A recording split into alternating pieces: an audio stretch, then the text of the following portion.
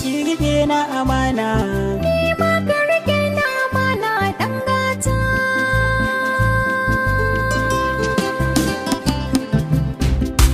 Zauna mi yi karatu, sanki nake ba hutu, ƙaunar ki ta sana magantu har ya sa na kira ki da sirrina.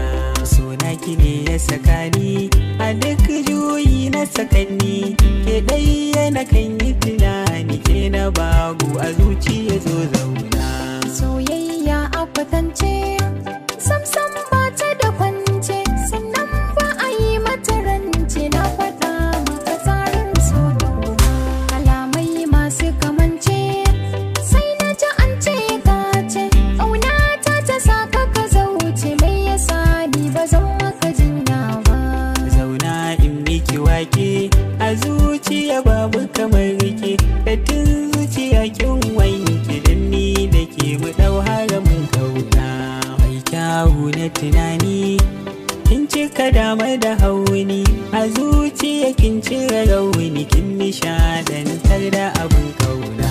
A so dai ga mu tagwaye, ƙauna ta yi mana yayi, har min girma za mu yi aure. Na yi godiya da samun burina, a samari baka da tamka, sarki a gari har garka. A soyayya san barka, kai zana bai kulawar so ƙauna.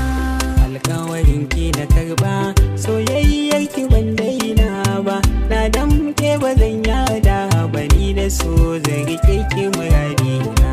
Sai in ji babu ya tamkata, na sama autar mata, kalamanta sunayi bita, ta zama gwana a fannin so kauna.